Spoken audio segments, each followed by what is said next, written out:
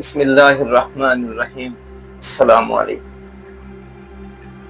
میں ہوں شیخ عارف اور میں آپ تمام فیملی ممبران کو کائنات کے راز میں دجال سیریز کی دوسری قسط میں خوش آمدید کہتا ہوں۔ پچھلی قسط میں ہم نے جانا کہ حضرت تمیم داری رضی اللہ عنہ کس طرح حادثاتی طور پر ایک جزیرے پر پہنچے تھے اور وہاں آپ نے ایک عجیب و غریب مخلوق سے ملاقات کی تھی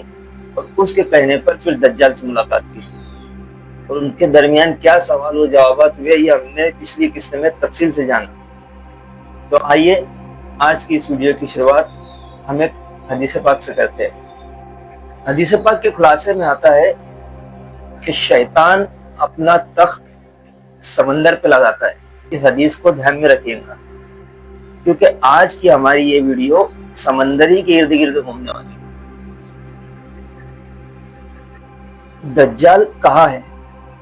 اگر اس سوال کا جواب ہم یہودی علماء و رہبان کی کتابوں میں دیکھیں تو جیسے ان کی ایک مذہبی کتاب ہے جوہر، اس کے اندر لکھا ہے کہ دجال کن میں ہے یا کنم میں۔ کسی جگہ لکھا ہے کہ وہ ایک پہاڑ پر قید ہے، کسی جگہ لکھا ہے کہ وہ غار میں ہے، کبھی وہ کہتے ہیں کہ وہ اس دنیا میں نہیں بلکہ کسی دوسری ڈائمنشن میں ہے۔ اب یہ تو میں نے آپ کو ان کی کتابوں سے بتایا، تو آئیے کیوں نہ ہم اس معاملے میں ایک حدیث پاک سے رہبری لیں۔ پچھلی قسط میں نے آپ کے سامنے تمیم داری رضی اللہ عنہ والی حدیث بیان کی تھی۔ اس کے اخیر میں ہمارے نبی صلی اللہ علیہ وسلم نے فرمایا تھا کہ وہ مشرق میں ہے، مشرق میں۔ اب جزیرۃ العرب سے اگر مشرق کی جانب دیکھا جائے تو مشرق کی جانب یہ دو ممالک ملتے ہیں، ایک ہے جاپان اور دوسرا ہے امریکہ۔ اور ان دونوں علاقوں میں جو سمندر ہے، جاپان میں ڈریگن سی جسے وہاں کے لوگ ڈیول سی کہتے ہیں، یا وہاں کی مقامی زبان میں ڈریگن سی کو مانو امی کہا جاتا ہے، یا شیطانی سمندر۔ اسی طریقے سے ایک سمندر امریکہ میں بھی ہے۔ تو آئیے پہلے ہم جاپان کی ڈریگن سی پر بات کرتے ہیں۔ دیکھیے جو پیسیفک اوشن ہے یعنی بحر الکاہل، یہ جاپان اور فلپائن اور جاپان سے لگنے والے جزائر جیسے یوکوہاما، گوام اور ماریانا، یہ تینوں جزائر مل کر ایک ٹرائنگل بناتے ہیں جسے ہم مثلث کہتے ہیں۔ اب سیکنڈ ورلڈ وار کے دوران ماریانا کے جزائر پر امریکہ نے قبضہ کر لیا تھا۔ دیکھیے جاپان کے ڈریگن سی میں غائب ہونے والے جہازوں کی تعداد برموڈا ٹرائنگل سے کئی زیادہ ہے۔ برٹش کے ایک محقق ہے جن کا نام چارلس برلٹز ہے، وہ اپنی کتاب دی ڈریگن سی میں لکھتے ہیں کہ جاپان کے ڈریگن سی اور برموڈا ٹرائنگل، ان دونوں مقامات پر جو جہاز غائب ہو رہے ہیں، یہ جہازوں کا کوئی اتفاقی بات نہیں بلکہ ڈریگن سی اور برموڈا ٹرائنگل، ان دونوں کے اندر کوئی ایک ہی قوت کام کر رہی ہے، کیونکہ یہ دونوں علاقوں میں ایک چیز مشترک ہے یا ایک چیز کے اندر ان مماثلت پائی جاتی ہے کہ دونوں کے اندر بہت سے جہاز غائب ہوئے ہیں اور جو رپورٹیں سامنے آئی ہے وہ ایک جیسی ہے۔ سیکنڈ ورلڈ وار کے دوران جاپان نے اپنے کئی جہاز اس علاقے میں کھوئے، جیسے جاپان کا ایک پیٹرول بردار جہاز کہ جس کے اوپر پیٹرول لے جایا جا رہا تھا، وہ جہاز یہاں پر غائب ہو گیا۔ دوسرے فرانسیسی جہاز جیرانو، یہ جہاز 1974 میں جب اس علاقے سے گزرا تو پہلے اس کے کپتان نے میسج دیا کہ موسم خوشگوار ہے، اور اس کے بعد یہ جہاز اچانک غائب ہو گیا۔ لائبیریا کا ایک جہاز جس کا نام ماسجو سار، جب یہ اس علاقے میں داخل ہوا یعنی شیطانی سمندر ڈریگن سی، اس کے اندر داخل ہوا تو اس واقعے کے عینی شاہد جو اس منظر کو دیکھ رہے ہیں وہ کہتے ہیں کہ جیسے ہی جہاز ڈریگن سی میں داخل ہوا تو سمندر میں اچانک آگ لگ گئی اور یہ آگ تکون کی شکل کی تھی اور یہ جہاز اس آگ میں غائب ہو گیا. نہ کبھی اس کا ملبہ ملا اور نہ کبھی اس کا سامان ملا، حتیٰ کہ اس پر جو کریو ممبر سوار تھے وہ بھی غائب ہو گئے. اور صرف یہاں بحری جہاز ہی غائب نہیں ہوئے بلکہ یہاں ایروپلین بھی غائب ہوئے. اور ایروپلین یہاں تو سب مرین بھی غائب ہوئے ہیں جسے ہم آبدوز کہتے ہیں. جبکہ آبدوز کا کام ہی یہی ہے کہ جو سمندر کے اندر رہ کر سمندری سیماؤں کی حفاظت کرے، مگر یہاں تو آبدوزیں بھی غائب ہو جاتی ہیں. اسی کے جیسا ایک سمندر امریکہ میں بھی ہے کہ جسے ہم برموڈا ٹرائنگل کے نام سے جانتے ہیں، اور یہ ٹرائنگل بنتا ہے بحر اوقیانوس کہ جسے ہم اٹلانٹک اوشن کہتے ہیں. اب یہاں بھی یہی بات ہے، یہاں پر بھی یہ باتیں رپورٹ ہوئی ہے اور ہم سب نے اس پر ویڈیو بھی کئی دیکھے ہیں کہ یہاں بھی کئی جہاز غائب ہوئے ہیں. برموڈا ٹرائنگل یہ بحر اوقیانوس میں واقع ہے کہ جسے ہم اٹلانٹک اوشن کے نام سے جانتے ہیں،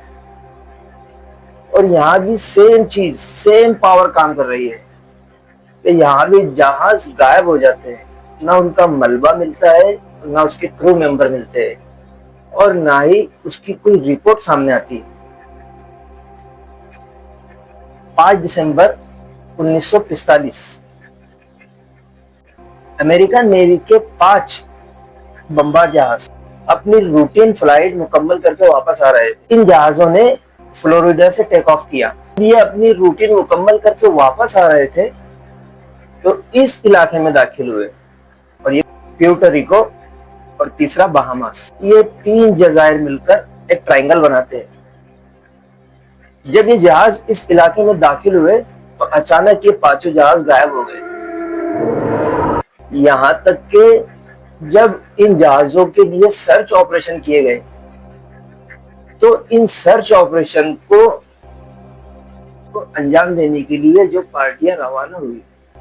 اور جس کی کھوج میں جانے والے دنیا کے ماہر ترین لوگ تھے، یا یہ کہیے کہ اس فیلڈ کے ماہر ترین لوگ تھے، تو جب یہ لوگ اس جگہ پہنچے تو اچانک وہ بھی غائب ہو گئے. دوسرے 1971 میں امریکن نیوی کا USA سائکلوپس یہ بھی اس علاقے میں اچانک غائب ہو گیا. دیکھیے، اس علاقے کی سب سے پہلے اگر کسی نے رپورٹ لکھی ہے، میرا مطلب ہے کہ اس علاقے میں ہونے والی باتوں کو اگر کسی نے لکھا ہے تو وہ کرسٹوفر کولمبس نے لکھا ہے. کیونکہ جب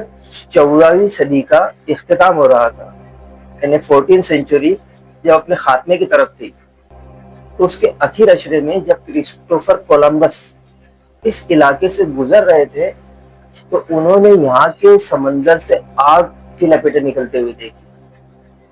اور پھر انہوں نے واپس جا کر اس واقعے کو اپنی لاگ بک میں لکھا تھا. اب اس علاقے پر جتنے بھی ریسرچ ہوئی تو بہت سی رپورٹس کو دنیا کے سامنے لایا ہی نہیں گیا، اور کچھ آزاد ریسرچر تھے جو اپنے طور سے جنہوں نے اس معاملے میں تفتیش کی، تو یا تو انہیں خاموش کرا دیا گیا یا انہیں ہمیشہ کی نیند سلا دیا گیا، جن میں ایک نام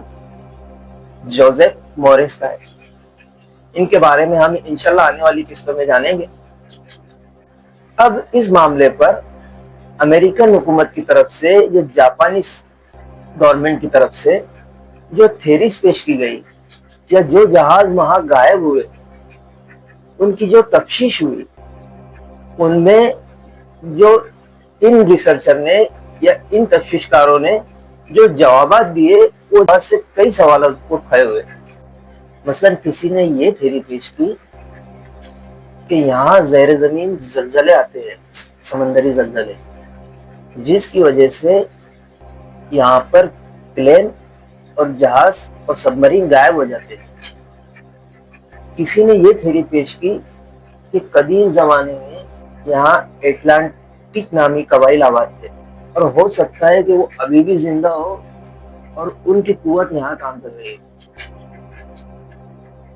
کسی نے یہ تھیوری پیش کی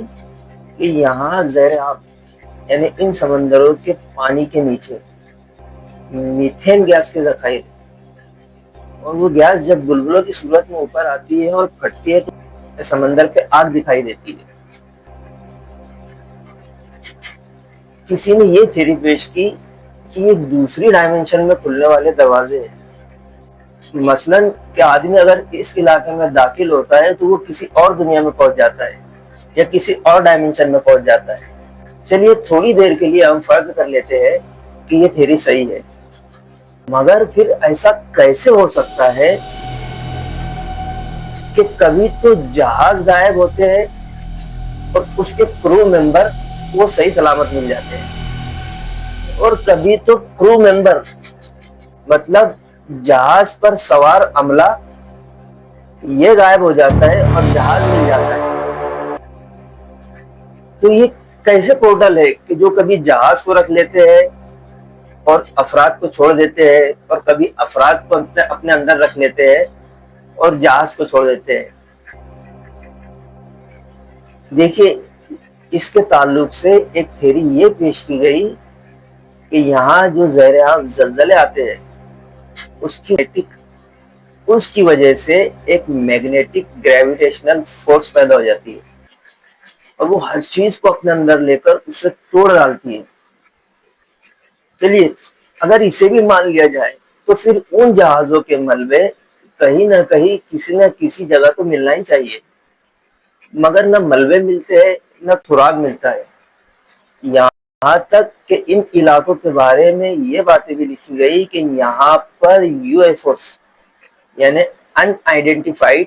فلائنگ آبجیکٹ کو بھی اڑتا دیکھا گیا ہے، اور یہ جو اڑن تشتریاں ہے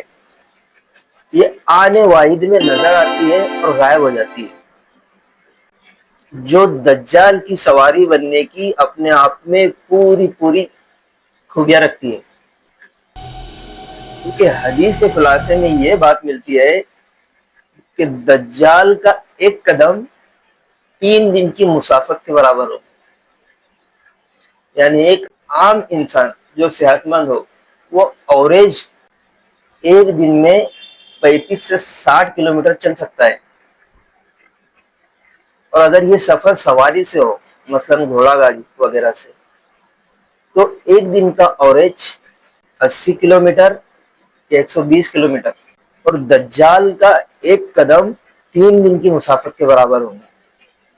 اب اگر اس حساب سے ہم اس کو کیلکولیٹ کریں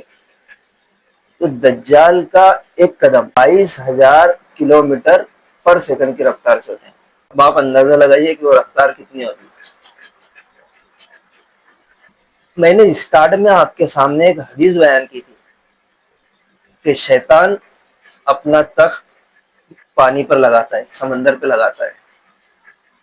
اور حضرت تمیم داری رضی اللہ عنہ نے بھی دجال سے جو ملاقات کی تھی وہ اپنے سمندری سفر کے دوران کی تھی۔ تو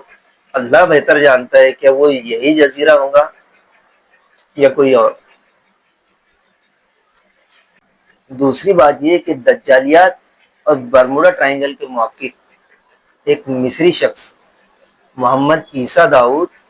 اپنی کتاب برموڈا ٹرائنگل اور دجال کے اندر لکھتے ہیں کہ رسول اکرم صلی اللہ علیہ وسلم کے زمانے میں دجال بیڑیوں میں قید تھا، مگر آپ صلی اللہ علیہ وسلم کے اس دنیا سے پردہ فرمانے کے بعد دجال کو بیڑیوں سے رہائی مل چکی ہے، اور وہ پوری دنیا میں گھوم پھر کر ہر چیز کا جائزہ لے رہا ہے۔ اور ان کی اس بات کو ایک یہودی عالم اور ربائی جن کا نام یزحاق قادری ہے، جنہوں نے کچھ سالوں پہلے یہ بیان دیا تھا کہ میری مسیحا یا مسیح، ہم جسے دجال کہتے ہیں وہ اسے مسیحا کہتے ہیں، اور ان کی عمر 100 سال کے اوپر تھی، تو انہوں نے بیان دیا تھا کہ میری مسیحا ان کے عقیدے کے مطابق سے ملاقات ہو چکی ہے اور وہ اسرائیل میں ہے، البتہ ابھی اسے خروج کی اجازت نہیں ملی۔ اب غور کیجیے۔ خیر، اس معاملے میں آپ کی رائے کیا ہے یہ میں آپ پر چھوڑتا ہوں۔ ہم جیسے جیسے اس سیریز میں آگے بڑھیں گے تو ہر ایپیسوڈ دوسرے ایپیسوڈ کے لیے ایک کڑی بنتا چلا جائے گا۔ ممکن ہے کہ آگے جا کر برمودا ٹرائنگل اور ڈریگن سی یہ ایک وار زون بن جائے، کیونکہ یہاں پر جو جہاز غائب ہوئے ہیں وہ اپنی نوعیت میں بہت قیمتی سامان، جو جنگ میں استعمال ہونے والے خام آلات یا خام بارود، ایسے تمام چیزیں ان علاقوں میں غائب ہوئی ہیں۔ مگر ہم آج دیکھتے ہیں کہ کچھ لوگ برمودا ٹرائنگل پر جا کر ویڈیو شوٹ کرتے، ولاگس بناتے اور کہتے ہیں کہ دیکھیں یہاں تو کچھ بھی نہیں ہے، سب برابر ہے، جو بھی ہے وہ افواہ ہے وغیرہ وغیرہ۔ اب جب یہ وہاں کی گورنمنٹ کی طرف سے یہ تھیوری پیش کی جا رہی ہے کہ یہاں پر کوئی ایسی قوت ہے جو قابو سے باہر ہے، چلیے وہاں کی گورنمنٹ کی اگر اس بات کو بھی مان لیا جائے کہ وہاں پر جو قوت ہے وہ قابو سے باہر ہے، تو ہمیں سب سے پہلے یہ اندازہ کرنا پڑے گا کہ یہ قوت منظم ہے یا غیر منظم، یعنی یہ اختیاری ہے یا غیر اختیاری۔ وہ اس لیے جب یہاں سے جنگی نوعیت کے ساز و سامان والے جہاز گزرے یا پلین گزرے یا سب مرین گزرے تو یہ وہاں پر غائب ہو چکے ہیں، اور کبھی کسی پلین یا کسی جہاز میں اپنی فیلڈ کے ماہر انسان،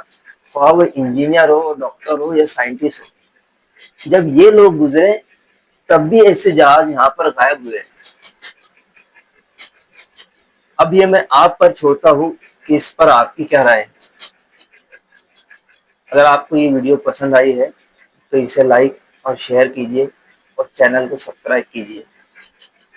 ملتے ہیں انشاءاللہ اگلی ویڈیو۔